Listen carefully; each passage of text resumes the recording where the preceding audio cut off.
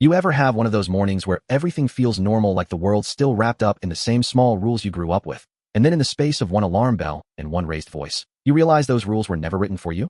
That was me, 3 years back, out on Maple Ridge Road, scratch that Heartfelt Hollow, a place that looked like the kind of neighborhood postcards are jealous of. White fences, trimmed hedges, kids' bicycles leaning where they were left, the smell of someone's coffee drifting over the fence, and the kind of quiet that makes you think the loudest thing you'll hear all week is a lawnmower. I was 39 then. Name's Ethan Cole. I'd lived in the same split level for a decade. My little metal shed sat tucked behind a line of hydrangeas, and if you'd asked me what my biggest problem was, I'd have said my gutters needed cleaning. Then Evelyn Vance, self-appointed queen of the cul-de-sac, HOA president by way of charm and persistence, walked across my property line with a clipboard and a look that said she owned the sun, and everything changed in 3 loud, ridiculous seconds. I want you to see it the way I do, not like a legal brief, not like a lecture, but like a memory somebody tells over a beer, with the small asides, the tiny embarrassments, and the moments you laugh at later because you don't want to cry right now. So let me start at the very beginning, the way stories should start when they mean something, with a morning that looked ordinary and a knock on my pride. Heartfelt Hollow had rules, everyone knew that. We had covenants and bylaws in a binder someone passed around at the annual meeting, and we followed 90% of them because rules make people feel safe. But rules also make people feel powerful, and power is a thing that corrupts small neighborhoods in slow, polite ways. Evelyn had been on the board long enough to know which push button to press when she wanted to be obeyed. A firm tone, a chartreuse folder, an anecdote about maintaining property values. She'd smile like she meant it, and then tighten her jaw. The first time she came by my mailbox, she pointed at my shed with the kind of precision surgeons use and said, "Ethan, we need to talk about your storage unit." I laughed it off then, because what was there to hide? A mower, some paint cans, a box of my grandfather's fishing lures that I kept for luck. Turns out, to her, that shed was an offense against the neighborhood aesthetic and unapproved structure, a blot on the cul-de-sac's shining reputation. To me, it was my grandfather's breath and my small, private stubbornness. Over the next few weeks, she escalated. Small notes slid under my door, polite emails carbon copied to the entire neighborhood, a friendly reminder posted in the HOA newsletter that morning coffee on porches must adhere to an approved mug policy. Okay, that last one's a joke, but her reach felt like it. I tried to keep it civil. I took the binder of alleged violations down to the community meeting and asked to talk about the shed, quietly, like someone trying to plead with a weather system. Evelyn stood up with her chartreuse folder and said, in front of everyone, that the shed was non-compliant, that she had concerns about precedent, and that she'd prefer we all take the high road. It's amazing how the phrase, "take the high road," becomes a weapon when delivered with a smile. The moments before the thing that changed everything were ridiculous and quiet. I had installed a motion sensor on the shed months earlier after a raccoon chewed through my garden hose and staged a heist on my tomatoes.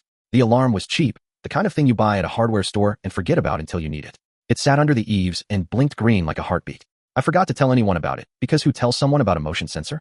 People tell each other about weddings and job promotions and the time their dog swallowed the remote, not about gadgets that blink at night. Wednesday morning, I was in the garage tinkering with an old radio, the kind of task that slows your heart down and tells you everything's okay. I heard the crunch of Evelyn's heels on gravel before I saw her. Those shoes have a sound you remember. She appeared by the hydrangeas like a cutout from a real estate brochure, clutching her clipboard like armor. "Ethan," she said, and her voice had that precise, certain tone again. "I'm coming by to inspect the exterior storage." I told her she'd already been by, and she told me she'd be back later that afternoon, because she'd had an errand.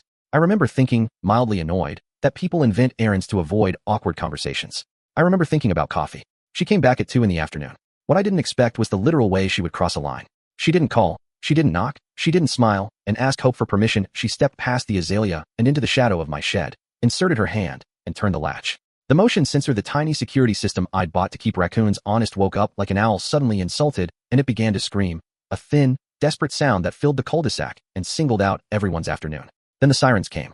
Because the alarm had been set to notify an app that, in a fit of paranoia, I'd linked to a local monitoring service. I watched Evelyn's smile collapse into astonishment, then into that bare, sharp thing people reserve for getting caught. There's a sound when a person is caught doing something they meant to be private in public. It's the creak of dignity being pushed off a porch. Evelyn stood there with my shed open and the police rolling up like an answer to prayer or disaster, depending on who you asked. The officers were polite, which is a softer word for impersonal. They asked questions, they took names, and they listened to the alarm like a small jury. Evelyn lied. She said she'd checked on community property, which made no sense because my shed is my property, deeded and taxed. I showed the deed, and I told the officer where the green light on the sensor blinked. There's something small and electric about proof. In the face of someone's polished indignation, you almost feel it like a draft. Word spread before the police left. In an hour, someone had already posted a grainy phone clip to the neighborhood group. Evelyn in my yard, the shed door open, the wail of the alarm, and me, standing with my grandfather's fishing lures in an open palm like a strange offering. People messaged, called, brought over coffee as if to patch the parts of me that had been startled loose. Old Mrs. Alvarez across the street came by and handed me a lemon bar like a peace treaty. Benji crossed from 3 doors down brought tools and told me to keep the receipt for anything Evelyn tried to find me for. The neighborhood shifted on its axis. It was the first small crack in the armor around her. The HOA called an emergency meeting, a phrase I'd never thought would make my palms sweat, and they called me to answer for disturbing neighborhood peace, which felt like being accused of breaking the sound barrier when the only thing I'd done was own a radio. Evelyn arrived with her chartreuse folder and a calm I'd never seen when she was out of someone else's yard. She sat on the board dais with the gravity of someone reading a prepared statement and accused me of creating a hostile environment. The words were syrupy but sharp, the kind that holds the room in polite silence because people mistake stillness for wisdom. I brought my camera footage, I brought receipts for the shed, I brought the deed in a plastic sleeve like a talisman. Lisa, not Lisa from the board, but the gritty, kind neighbor who owned 3 rescue dogs and a camera, played the video she'd taken from her porch. It was shorter than we all wanted, but it held the moment. Evelyn's hand on the latch, the alarm screaming, people glancing up from their coffee. The room rustled 100 small judgments. Something shifted in the board that day. You could see it like a weather change, the way people tilt their heads when thunder's on the horizon. Evelyn's power had been procedural. She relied on the idea that most of us are too polite or too busy to question an authority figure's paperwork. But when evidence sits in the middle of the room and your neighbors have seen the footage on a phone, authority gets wobbly in a way that makes people uncomfortable. The board adjourned the meeting without an immediate ruling, which to Evelyn looked like retreat, and to me looked like space where truth could breathe. She doubled down. 2 weeks later, there was an envelope on my porch, thin, official, stamped an accusation that I had been secretly appropriating communal property. I stared at that sentence like it was a riddle and realized that she'd filed a police report claiming I'd stolen something from the HOA, a claim as specific and absurd as accusing a dentist of moonlighting as a pirate. The police came, polite once again, and combed through my shed like it was a lost temple. There was nothing in there that belonged to anyone else. They cut through her narrative with the kind of plain speaking that has power because it's simple. "We found nothing," said Officer Daniels, and the weight of that sentence landed on Evelyn. What I didn't expect through all of this was how a few small acts of solidarity would turn into something more dangerous than anything Evelyn had done. People started sharing videos, screenshots of the complaint, and messages of support. But with attention comes conflict. Evelyn, stripped of the cloak of easy authority, moved from polished to personal. She called me at odd hours with insinuations. She sent a letter with a photo of a community mailbox circled like it was a target. And one afternoon she pulled up in her SUV and told my neighbor Benji, loud enough for half the block, that my shed was a public example of tolerance. She wanted me to react in ways that would be dramatic and messy, because drama is combustible and it gives people a reason to forget the facts. I almost reacted. I stood on my porch and imagined ripping down the HOA sign, a petty vandal's dream. Instead, I did the unromantic thing. I documented, I recorded, I saved every email and every text. And there's the thing about living in a small place. Your life becomes an archive if you want it to be. I kept every message, every photograph, every blinking timestamp. When Evelyn realized that evidence was patient and that patience doesn't need a loud voice, she escalated in a way that surprised me because it crossed into fear. One evening, after sunset, Benji called me from his truck and said he'd seen her across the street with a man I'd never seen. Someone who watched the houses with a hardness Benji described without inflection. They were near my mailbox. He said they were taking notes. I thought then, this is no longer about a shed. It's about power, and people with power taste like they can take things. The night things turned from legal to cinematic, and I use that word on purpose because it felt like being inside a film whose script you haven't read. Evelyn sabotaged my property. Not a smash and grab, not a Hollywood firework, but small, precise cruelty. My garden hoses slashed, my outdoor lights unscrewed so they would fail in the rain, my grandfather's rusty wheelbarrow pushed into the flower bed. Vandalism that's meant to humiliate is worse than theft because it's a message disguised as an action. I felt violated in a way that's not about the things themselves, but about the intention behind them, like someone rewriting a sentence of your life without asking. That's when I stopped treating this like a neighborly spat and started treating it like a test of what kind of community Heartfelt Hollow would be. I called a lawyer out of a sense of duty more than belief, because the idea of dragging my neighborhood into court felt like an escalation none of us should enjoy. The lawyer, a calm woman with a presence that smelled faintly of coffee and competence, said the truth I'd been circling. HOAs have power, but they don't have unlimited power. There are processes. There are due notices and hearings and rules about entry and consent. Trespass isn't a poetic term, it's a law. Filing false police reports is a crime. Evidence is a thing that holds. She told me to keep documenting and to be the sort of person who refuses to play by Evelyn's private rules. We took it to the county. There were hearings and statements and the kind of bureaucratic rhythm that sounds dull when you read it and feels enormous when you live it.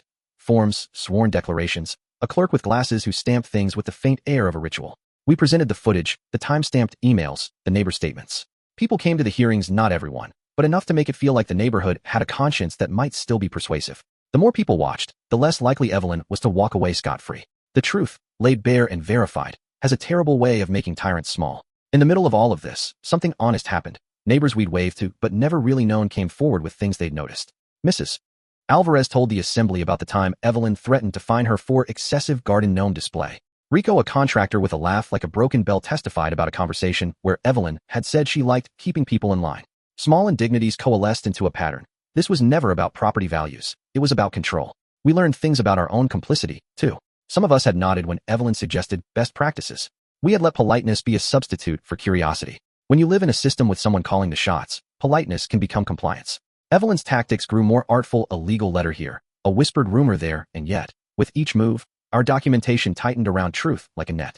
Then something happened that I still think about when I feel like giving up. Two teenagers from the opposite end of the cul-de-sac, adults, really, who'd been home for the summer, created a simple montage of the footage we'd gathered and posted it online with a caption that, in its bluntness, did what the law sometimes takes months to do. It made people uncomfortable for Evelyn. The montage was not malicious. It was a collection of facts set to a simple piece of guitar. That evening, comments began to pour in, neighbors recounting their small, previously unspoken run-ins, and outsiders giving their 2 cents.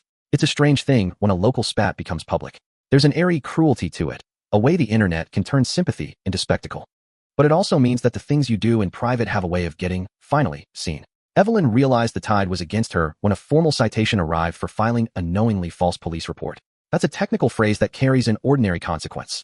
Your credibility is damaged in a paper-heavy way, and in a neighborhood that lives on credibility, that's fatal. She resigned from the board 3 days later. She wrote a short letter that read like a partial apology, a few warmed-over phrases about lessons learned and community unity, and then she left. People said all kinds of things about her exit, that she was vindictive, that she was lonely, that she'd overcompensated for something we'd never know. I think all 3 could be true. The point is not revenge. The point is that small abuses of power finally, painfully, met their limits. We didn't end the story with a victory parade. That's not how communities heal. Real life is more complicated than a parade. We elected new board members, people who'd been at the hearing and had the patience to read minutes and understand statutes. The HOA instituted clearer policies about property inspections and an explicit rule prohibiting unilateral entry into someone's private space. We put up a community forum that met monthly and required 2-person teams for any inspections. The shed, my shed, remained exactly where it had always been, a quiet testament to the fact that not everything worth keeping needs to be polished to approval. But here's the thing about endings. They're rarely clean. In the months after Evelyn left, there were taller conversations in front yards about what power looks like when it's polite. People talked about how authority can wear a smile and still be abusive, how control can smell like concern. We try to teach our kids, not ones of my making, but neighborhood kids who rode bikes and learned to fix flat tires on summer afternoons, about consent in small ways. Don't open someone's shed, knock before you enter, ask before you take a jar of sugar. Those lessons are small, but real power is made of small behaviors repeated. The neighborhood felt different, quieter but sharper, like a tool freshly honed. There were personal ramifications, too. I found, in the middle of all this, that being public about your life invites people to ask the worst of small questions. Were you looking for attention? Were you meddling? Did you provoke it? These are the sorts of questions that arrive like mosquitoes at dusk, petty and persistent. I learned to be patient with them and to meet them with proof and, when necessary, silence. I also found unexpected friendships. Benji and I started fixing fences together, and Mrs. Alvarez and I shared lemon bars the way conspirators share a prize. Sometimes kindness is the only currency that rebuilds trust. If there's a moral here, it's not simple. You could say, stand up for your rights. You could say, document everything. You could say, don't let small tyrannies go unchecked. All of those are true in parts, but the deeper thing I learned is this. Community is negotiated constantly. It requires rules, yes, but it also requires humility and the willingness to be seen. The people who use process as a weapon rely on our fatigue. They rely on our desire to keep our mail and our lawns and our weekends. They rely on the fact that most of us want to avoid conflict because conflict is messy and expensive and loud. But when you allow rules to stand unexamined, they become armor for the wrong kind of person. I don't tell you this to celebrate a win. I tell you because I woke up one morning thinking the loudest sound I'd ever hear would be a lawnmower, and instead the loudest sound was an alarm that reminded a neighborhood that being polite is not the same as being just. The shed stands there now, dented in 2 places where kids thought it was a fort and where Benji accidentally ran into it backing up a truck, and it still holds my grandfather's lures and a stack of old Sunday comics I can't bring myself to throw away. Sometimes at dusk I'll sit on the back steps and watch the hydrangeas sway and feel the small, domestic peace of homeowners who know the boundary lines better than they once did. But when I think back, the clearest thing is this: when people band together to demand fairness, the mechanics of bureaucracy can work for them, not just against them. The law is slow, the law is cold, but when combined with ordinary neighborliness and a little stubbornness, the law becomes a tool that can pry open a clenched situation. So here's what I want from you, whoever's listening. If you live in a place where someone wields rules like a club, don't mistake civility for consent. Ask questions. Document politely. Talk to your neighbors. Most importantly, don't let a polished smile silence your intuition. And if you've been on the other side, if you've been the person who enforces rules without listening, maybe pause to imagine what it feels like to be on the receiving end of that meter of judgment. If you've got a story like mine, or a different one, tell it below. Tell me what you would have done. Tell me where I could have been braver or kinder. Debate the line between community standards and control. I want this thread to be full of messy, honest commentary, because the only way neighborhoods get better is when people stop pretending that everything's fine and start saying what's true. Share this with someone who lives in a place with rules that bite. Share it with someone who always thought the HOA was neutral. Share it with that neighbor who's kept their mouth shut for too long.